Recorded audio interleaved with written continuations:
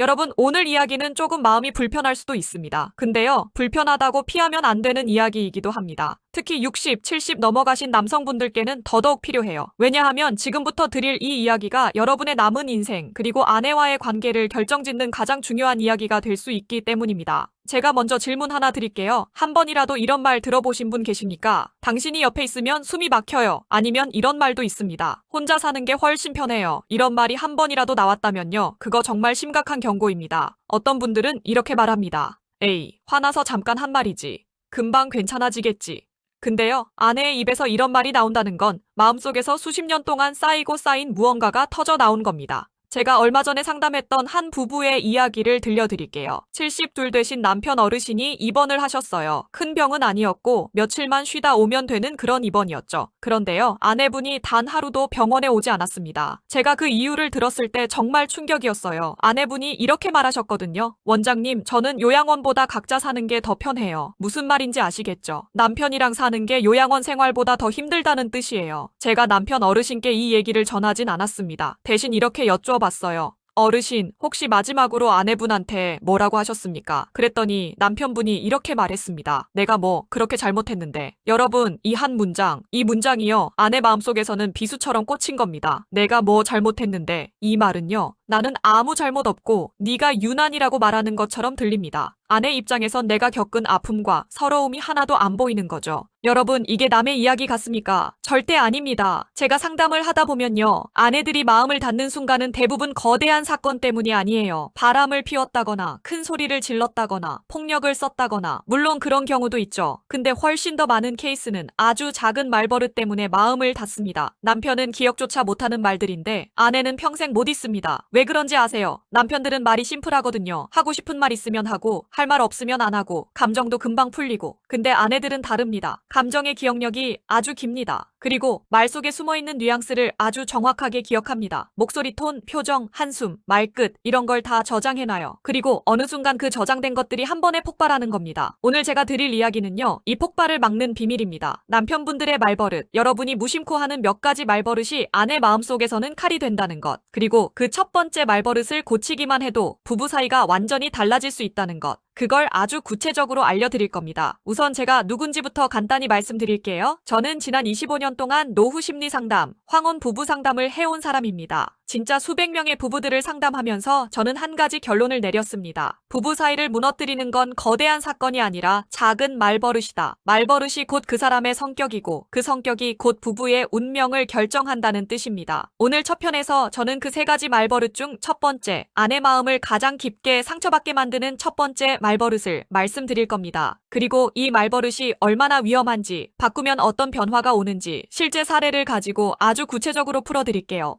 제가 상담했던 69 세 김노인 어르신 부부 이야기입니다. 김 어르신은 아주 성실한 분이었어요. 직장 생활도 열심히 했고 은퇴 후에도 꾸준히 운동하시고 가정적인 분이었고요. 그런데 어느 시점부터 아내분이 점점 말수가 줄어들더래요. 예전에는 뭐든 함께 얘기하고 자잘한 일도 상의하고 같이 웃고 살았는데 어느 날부터 침묵이 길어지기 시작한 겁니다. 처음에는 김 어르신도 별로 신경 안 쓰셨어요. 나이가 들면 원래 말이 줄어든다고 생각하셨죠. 그런데 어느 날 아내분이 이렇게 말하셨답니다. 여보, 당신이랑 얘기하면 더 답답해져. 여러분, 이 말이 무슨 뜻인지 아세요? 나는 당신 앞에서 내가 나일 수 없다. 당신 앞에선 내가 자꾸 작아진다. 이런 뜻입니다. 그래서 제가 아내분에게 조심스럽게 여쭈어봤습니다. 어떤 상황이 힘드셨냐고요? 그랬더니 아내분이 이런 얘기를 하더군요. 어느 날 허리가 너무 아파서 남편에게 힘들다고 말했대요. 근데 남편이 뭐라고 했냐면요. 그 정도 가지고 뭘 그래. 나 때는 그 정도는 일도 아니었어. 아내분은 그 말을 듣는 순간 속에서 뭔가 꺼져내리는 느낌을 받았답니다. 여러분, 여기서 중요한 게 있습니다. 남편은 절대 나쁜 의도로 말한 게 아니에요. 그 정도 가지고 뭘 그래. 이 말은 그냥 조금만 참고 힘내보자. 이런 의미로 말한 겁니다. 하지만 아내 귀에는 어떻게 들릴까요? 당신은 유난이다. 당신은 별것도 아닌 걸 힘들다고 한다. 당신의 감정은 대수롭지 않다. 이렇게 들립니다. 아내의 마음속에서 이 말은 이렇게 번역됩니다. 당신은 내 편이 아니다. 여러분, 나이가 들수록 사람은 인정 욕구가 강해집니다. 내가 소중한 존재라는 걸 확인받고 싶고 내 감정이 존중받기를 원합니다. 그런데 남편의 말버릇이 항상 무시, 평가, 깎아내림으로 들리면요. 아내 마음속에서는 나는 이 사람에게 중요하지 않다라는 느낌이 쌓입니다. 이게 쌓이고 쌓이면 어느 날 이렇게 폭발하는 겁니다. 당신이랑 사는 게 더 힘들어. 그리고 여러분, 아내들이 이렇게 말할 때쯤이면 이미 10년 전에 마음은 먼저 떠난 겁니다. 몸은 집에 있어도 마음은 이미 멀리 가버린 겁니다. 제가 심리학 수업에서 배웠던 중요한 내용이 있어요. 사람의 뇌는 상대를 위험한 사람과 안전한 사람 두 가지로만 분류한다는 겁니다. 그런데 여기서 말하는 위험이라는 건요, 칼 들고 쫓아오는 그런 위험이 아닙니다. 내 감정을 부정하는 사람, 내 아픔을 가볍게 여기는 사람, 나를 작은 사람으로 만드는 사람, 이런 사람을 뇌는 위험이라고 판단합니다. 그래서 아내들이 남편에게 마음을 닫을 때 이런 말을 많이 합니다. 저 사람 옆에 있으면 마음이 아파요. 이 말은요, 남편이 싫다는 뜻이 아니라 뇌가 남편을 정서적 위험으로 인식했다는 뜻입니다. 이런 관계에서는 아무리 좋은 것을 해줘도 마음이 안 열립니다. 돈을 써도 안 되고, 선물을 줘도 안 되고, 여행을 가도 안 되고요. 이미 뇌가 위험하다고 기록해버렸으니까요. 그럼 어떻게 해야 할까요? 생각보다 어렵지 않습니다. 단 한 문장만 바꾸면 됩니다. 그 정도 가지고 뭘 그래? 이 말을 이렇게 바꾸세요. 그 정도면 많이 힘들었겠다. 어디가 가장 아파? 이 말 하나로 아내의 표정이 즉시 달라집니다. 또 나 때는 말이야. 이 말 말고요. 나는 그때 이렇게 했는데 지금 당신은 어떻게 하는 게 편해? 이렇게 바꿔보세요. 남편 입장에서는 사소한 차이일지 몰라도요, 아내 입장에서는 완전히 다른 세상처럼 느껴집니다. 남편이 나를 평가하는 게 아니라 이해하려 하고 있구나. 나랑 경쟁하는 게 아니라 같이 가려고 하는구나. 이걸 느끼게 해주는 겁니다. 지금부터 아주 중요한 포인트 들어갑니다. 부부 사이를 좋게 만드는 건 기술이 아니에요. 습관입니다. 남편분들의 말버릇이요, 습관입니다. 그리고 그 습관은 아내 마음속에서 평생 기억됩니다. 남편의 말은 하루면 잊히지만 아내의 감정은 10년이 지나도 남습니다.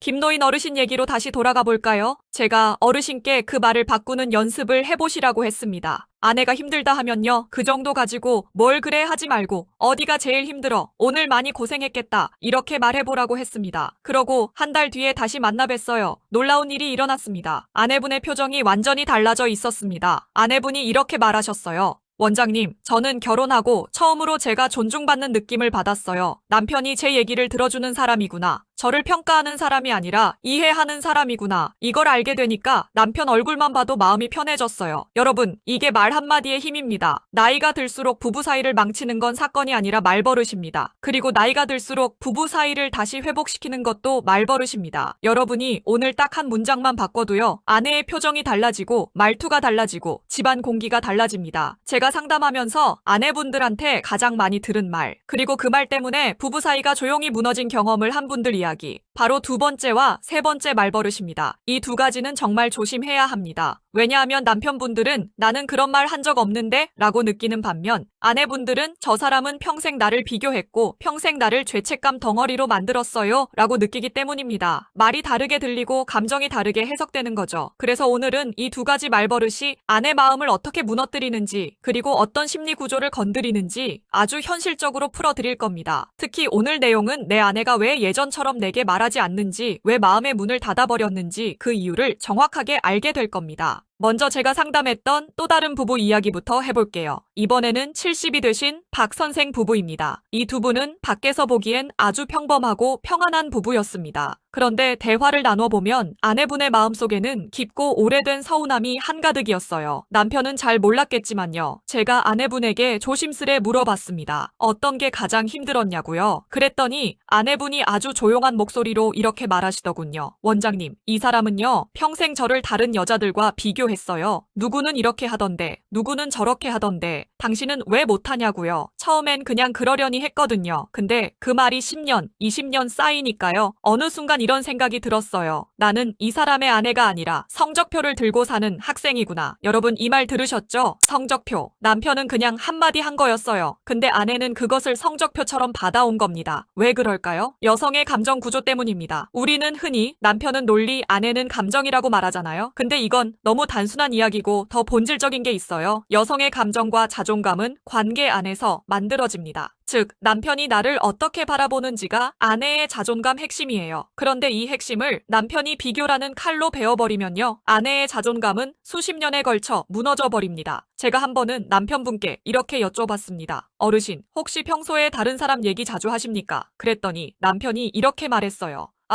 그냥 하는 말이지. 다른 집도 그렇게 한다더라. 그 정도 말은 다 하지 않습니까? 근데요, 제가 다시 물어봤습니다. 집에서 아내분 칭찬을 하신 적은요? 그랬더니 아무 대답도 못 하시더라고요. 여러분, 비교는 그냥 말이 아닙니다. 아내가 느끼기에 비교는 이렇게 들립니다. 당신은 부족하다. 너는 항상 뭔가 모자라다. 나는 다른 여자가 더 낫다고 생각한다. 당신은 내 기준에 맞는 적이 없다. 이렇게요. 제가 여성심리학 책에서 본 내용을 쉽게 풀어드릴게요. 여성의 감정뇌는요, 자신을 자꾸 비교하는 사람을 절대 안전한 사람으로 분류하지 않습니다. 비교는 곧 위험이기 때문이죠. 왜냐하면 비교는 곧 교체 가능성을 의미합니다. 쉽게 말하면 이런 메시지예요. 난 더 좋은 사람을 찾을 수도 있다. 당신은 최선이 아니다. 이건 아내 마음속에 깊은 불안과 상처를 남깁니다. 그래서 비교를 많이 하는 남편과 사는 아내들은 자주 이런 말을 해요. 저는 이 사람 옆에 있으면 마음이 불안해요. 또는 이렇게 말합니다. 저는 이 사람 앞에서는 절대 나일 수가 없어요. 여러분 생각해보세요. 평생을 함께 살아온 사람 앞에서 나는 내가 아니라 평가받는 존재라면요. 그건 고통입니다. 제가 아내분들에게 자주 듣는 말 중 하나가 이런 말입니다. 원장님, 저는 남편 앞에서는 언제나 정답을 말해야 한다고 느껴요. 조금만 다르게 말하면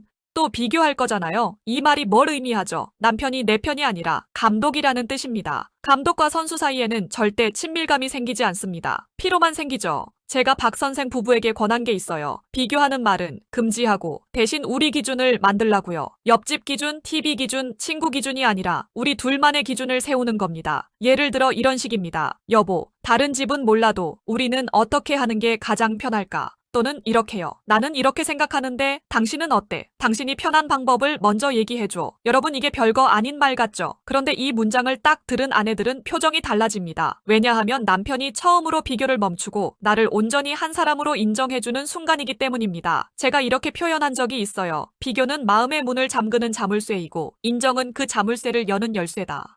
이제 세 번째 말버릇이 남았습니다. 사실 이 말버릇은 남편분들이 잘못하는 것도 맞고요. 또 동시에 남편분들도 억울해하는 부분입니다. 바로 희생을 이용해 죄책감을 주는 말입니다. 대표적인 말들 몇 개만 나열해볼게요. 내가 너희를 위해 평생 희생했는데 내가 아니었으면 네가 이렇게 살 줄 알았냐? 내가 젊을 때 어떻게 살았는지 너희가 알아. 이 말들 말이에요. 혹시 한 번이라도 해보신 적 있나요? 만약 있었다면요. 이건 정말 조심해야 됩니다. 제가 상담했던 이 선생 부부 이야기를 해볼게요. 이 선생은 젊어서 정말 고생 많이 하신 분이었어요. 사업도 실패하고 몸도 망가져서 다시 일어서는 데만 10년이 걸렸죠. 그러다 보니 술만 드시면 늘 똑같은 말이 나왔답니다. 내가 너희를 위해 얼마나 고생했는데. 이게 처음엔 아내도 고마웠어요. 근데요, 이 말이 10년 넘게 반복되니까 아내 마음속에 이런 감정이 생겼답니다. 나는 이 사람의 아내가 아니라 빚쟁이구나. 나는 평생 갚아야 하는 존재구나. 여러분, 그 감정이 뭔지 아십니까? 고마움이 아니라 부담입니다. 사랑이 아니라 의무입니다. 부부관계에서 가장 치명적인 감정이 바로 이 부담입니다. 부담이 쌓이면 사랑은 자연스럽게 빠져나갑니다. 부담은 사랑의 반대입니다. 남편들은 이렇게 말할 수 있어요. 아니, 내가 진짜로 희생했잖아. 내가 젊었을 때 얼마나 고생했는데 내가 안 했으면 얘네가 이렇게 살았겠냐고. 맞아요. 어르신들이 정말 많이 희생하신 건 사실입니다. 그런데요, 희생은 요구하는 순간 의미가 사라집니다. 희생은 주는 것으로 끝나야지 갚으라고 하는 순간 거래가 됩니다. 사랑이 거래가 되는 순간 아내의 마음은 다칩니다. 제가 이 선생께 이렇게 말씀드렸습니다. 어르신, 그건 희생이 아니라 청구서입니다. 청구서는 사랑을 만들지 못합니다. 아내들은 청구서를 받을 때마다 이렇게 생각합니다. 내 존재로는 충분하지 않구나. 나는 이 사람에게 늘 빚지는 존재구나. 그리고 그 순간부터 아내 마음속에서는 이런 결론이 내려집니다. 나는 이 사람 앞에서 평생 자유로울 수 없겠구나. 여러분, 자유롭지 않은 관계에서는 절대 사랑이 자라지 않습니다. 누가 빚진 마음으로 사랑을 느끼나요? 빚진 마음으로 하는 사랑은 의무입니다. 억지입니다. 그런 사랑은 오래가지 못합니다. 희생을 강조하는 말은 왜 위험할까요? 아내의 마음속에서 남편의 사랑이 조건부 사랑으로 바뀌기 때문입니다. 조건부 사랑은 언제 터질지 모르는 시한폭탄 같은 감정입니다. 상대는 늘 언제 또 이 얘기를 꺼낼까 불안해지죠.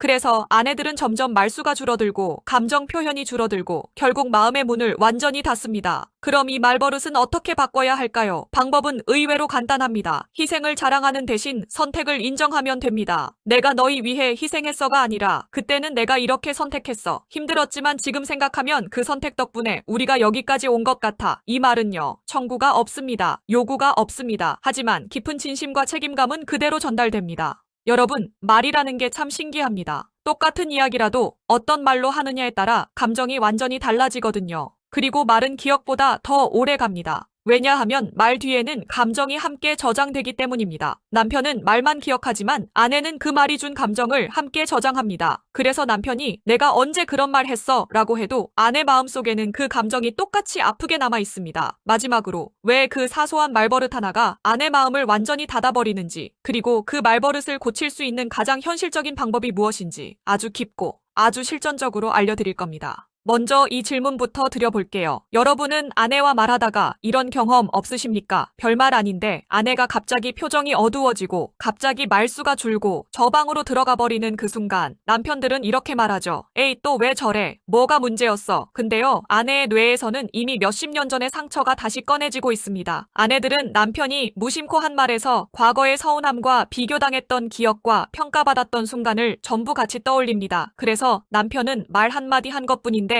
아내는 말 1000마디를 들은 느낌이 드는 겁니다. 여기서 남편분들이 가장 많이 하는 착각이 하나 있어요. 남자는 과거의 말을 잊습니다. 그런데 여성의 뇌는 과거의 경험을 감정과 함께 저장합니다. 그래서 남편이 뭐라고 했는지 정확히 기억은 못해도 그때 느꼈던 감정은 평생 그대로 보관돼요. 이 차이를 먼저 이해해야 합니다. 제가 뇌과학자랑 얘기하면서 들었던 아주 중요한 말이 있어요. 남성의 뇌는 문제 해결을 우선하고 여성의 뇌는 관계의 안전을 우선한다. 이 말이 정말 중요합니다. 남편은 말이 논리로 저장되어 틀렸냐 맞았냐, 사실이냐 아니냐. 그런데 아내는 감정으로 저장합니다. 안전했느냐 위험했느냐, 존중받았느냐, 무시당했느냐. 이 둘의 차이가 부부 사이를 이렇게 힘들게 만드는 겁니다. 그래서 남편의 말버릇이 왜 위험하냐면요, 아내의 뇌는 남편의 말투를 안전함의 기준으로 삼기 때문입니다. 남편이 말할 때 평안하면 아내의 뇌는 긴장을 풀어요. 근데 말투가 날카롭거나 비교하거나 평가하거나 희생을 강조하면 아내의 뇌는 이렇게 판단합니다. 위험하다. 나를 공격할 수 있다. 이 사람 옆에서 나는 마음을 놓을 수 없다. 바로 이 판단 때문에 아내 마음이 서서히 굳어지고 감정의 문이 닫히는 겁니다.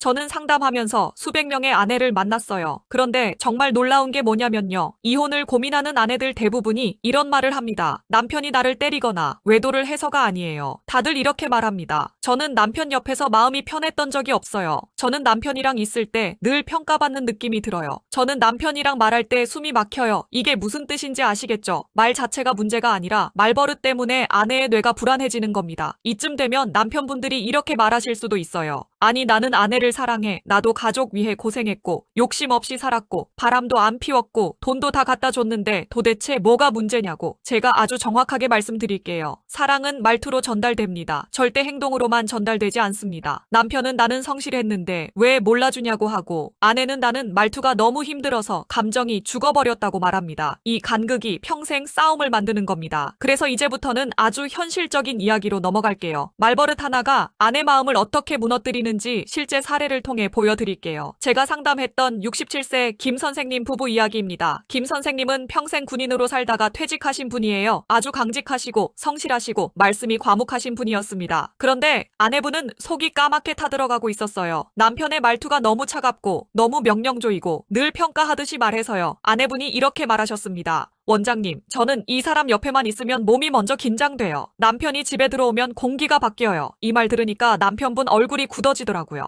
그런데 남편분의 입장은 정반대예요. 아니, 나는 가족 위해 평생 고생했고 술도 안 마시고 집 밖으로 돌아다니지도 않는 좋은 사람이잖아. 그런데 왜 나한테 그러냐고요. 그래서 제가 그분에게 딱 한 가지 질문을 드렸습니다. 어르신, 평생 아내에게 따뜻하게 말해보신 적이 있으세요? 단 한 번이라도요. 그랬더니 남편분이 한참을 말이 없었어요. 가만히 있다가 이렇게 말하더군요. 내가 따뜻하게 말할 줄을 몰라서 못했지. 못하려고 안 한 건 아닌데. 여러분, 이 말 이해되시죠? 남편은 잘못한 의도가 없습니다. 근데 아내는 평생 그 의도를 모르고 말투만 남습니다. 그래서 부부 관계가 이렇게 비틀리는 거예요. 의도는 남고 말투는 사라지는 게 아니고 의도는 사라지고 말투만 남습니다. 그게 문제입니다. 그래서 이제부터는 말버릇을 실제로 고치는 가장 확실한 방법을 알려드릴게요. 제가 상담에서 쓰는 방법입니다. 이 방법을 써서 관계가 바뀐 부부가 정말 많습니다. 첫 번째는 말하기 전에 두 초 멈추는 습관입니다. 대부분의 말버릇 문제는 반사적인 말에서 나옵니다. 감정이 먼저 반응하고 말이 뒤따라갑니다. 근데 두 초만 멈추면요, 말투가 완전히 달라집니다. 예를 들어 예전 말버릇이 이런 거였다면요, 그 정도 가지고 뭘 그래. 시간이 두 초만 지나면 이렇게 바뀝니다. 아, 그렇구나. 너 입장에서는 그게 힘들었겠다. 같은 상황인데 말투가 완전히 바뀌죠. 두 번째 방법은 방법은 질문의 형태로 말하는 겁니다. 평가하는 말버릇은 대부분 단정형으로 나옵니다. 너는 왜 이렇게 못하냐? 너는 왜 그러냐? 그런데 질문으로 바꾸면 관계가 전부 달라집니다. 예를 들어 이런 식입니다. 그때는 어떤 게 제일 힘들었어? 내가 어떻게 하면 더 좋을까? 여러분, 이게 말투가 부드러워지는 정도가 아니라 아내의 뇌에서 방어가 풀리는 수준으로 달라집니다.